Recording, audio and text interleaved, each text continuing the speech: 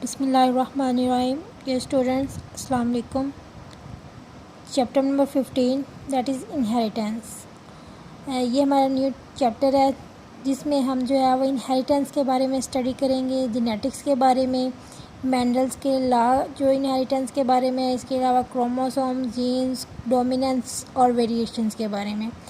सबसे पहले तो ये था कि ये तो लोगों को पता था कि जो करैक्टर्स हैं वो पेरेंट्स से जो है वो ऑफस्प्रिंग में नेक्स्ट जनरेशन में पास होते हैं, लेकिन इनका मैकेनिज़म्स नहीं पता था कि ये किस तरह से जो है वो ट्रांसफ़र होते हैं। तो इसके लिए जो है वो डिफरेंट साइंटिस्ट ने जो है वो अपनी अपनी जो है वो वर्क प्रेजेंट किया। तो इसमें जो है वो जो मेंडल था, ग्रीगर मेंडल का जो है वर्क जो है वो इनहेरिटेंस में ज़्यादा, इस चीज़ से जो है फादर ऑफ जेनेटिक्स भी कहा जाता है।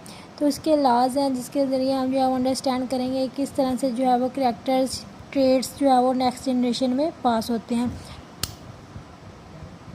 तो सबसे पहले है इंट्रोडक्शन टू जेनेटिक्स। तो इसमें सबसे पहले जो है वो जेनेटिक्स होती क्या है। जेनेटिक्स जो है वो ब्रांच है बायोलॉजी की जिसमें हम जो है वो इनहेरिटेंस के बारे में स्टडी करते हैं। अब इनहेरिटेंस क्या है, या विरासत यानी कि करैक्टरिस्टिक्स का पेरेंट्स से ऑफस्प्रिंग यानी एक जनरेशन से नेक्स्ट जनरेशन में पास होना, ये क्या कहलाता है, इनहेरिटेंस कहलाता है। ये जो करैक्टरिस्टिक्स है, खसूसियात हैं जो नेक्स्ट जनरेशन में पास आउट होती हैं, इन्हें हम कहते हैं ट्रेड्स। ये ट्रेड्स इसमें जो है वो एग्जांपल की अगर हम बात करें तो हाइट, ये भी एक ट्रेड है, कलर ऑफ आइज हो गया, इंटेलिजेंस हो गई, ये सारे जो है वो क्या हैं, ट्रेड्स हैं यानी करैक्टरिस्टिक्स हैं जो कि पेरेंट्स से आगे नेक्स्ट जनरेशन में पास आउट होती हैं। उसके बाद अगर हम देखें तो इक्वल नंबर ऑफ़ क्रोमोसोम जो है वो फ्रॉम ईच पेरेंट जो है वो कंबाइन होते हैं ड्यूरिंग फर्टिलाइजेशन। इस तरह से जो है वो आगे जो क्रोमोसोम्स हैं इन इनहेरिटेंस के यूनिट्स को यानी कि जो जीन्स होती हैं उनको ट्रांसफ़र करते हैं। उसके बाद है chromosomes and genes. Genes consist of DNA. इसके अंदर स्पेसिफिक इंस्ट्रक्शंस होती है स्पेसिफिक प्रोटीन की सिंथेसिस के लिए। अब इसमें जो है वो जीन्स की वर्किंग को देखने के लिए हमें जो है वो स्टडी करना पड़ेगा क्रोमोसोम्स को डिटेल में। ये हम जो है वो पहले भी आप पिछले क्लास में जो है वो पढ़ चुके हैं कि क्रोमोसोम्स की डुप्लीकेशन होती है। बॉडी सेल्स के अंदर जो है वो constant number of paired chromosomes हैं। 2 क्रोमोसोम्स अगर जो है वो होंगे तो उसे to chromosomes of a pair, इसे हम कहते हैं होमोलोगस क्रोमोसोम्स।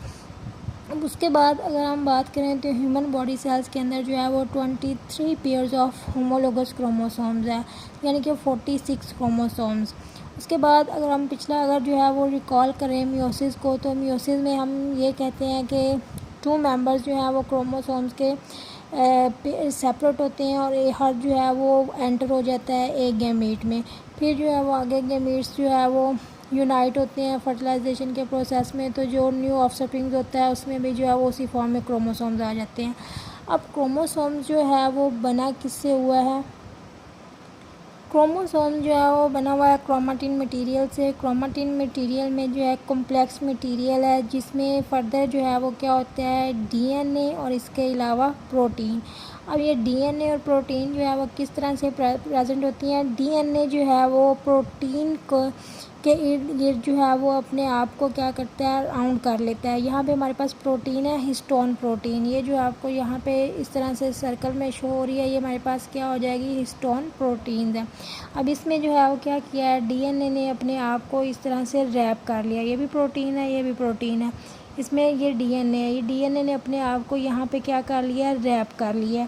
रैप कर दिया जब डीएनए जो है वो हिस्टोन प्रोटीन को यानी इस तरह से जो है वो राउंड स्ट्रक्चर के अपने आप को रैप कर लेगा, इसे हम कहेंगे न्यूक्लियोसोम। ये हमारे पास क्या है, न्यूक्लियोसोम, यानी कि डीएनए और राउंड ये जो है वो क्या है, हिस्टोन प्रोटीन है।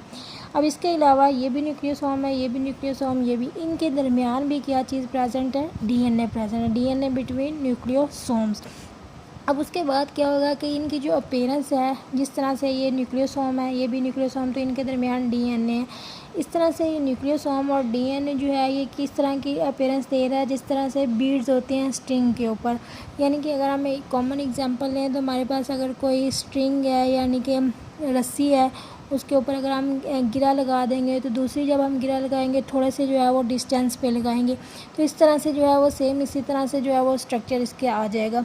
उसके बाद क्या होगा कि ये हमारे पास जो है वो न्यूक्लियोसोम के बाद अगर हम देखें तो ये जिसके जो फाइबर्स हैं जिनके ऊपर न्यूक्लियोसोम्स हैं, ये क्या होता है कि ये कंडेंस होके कॉम्पैक्ट फॉर्म में आ जाती हैं और उससे जो है हम फाइनल हमारे पास क्या स्ट्रक्चर आ जाता है, स्ट्रक्चर ऑफ क्रोमोसोम। तो ये ठीक है इसकी जो है वो केमिकल कंपोजिशन ऑफ क्रोमोसोम्स।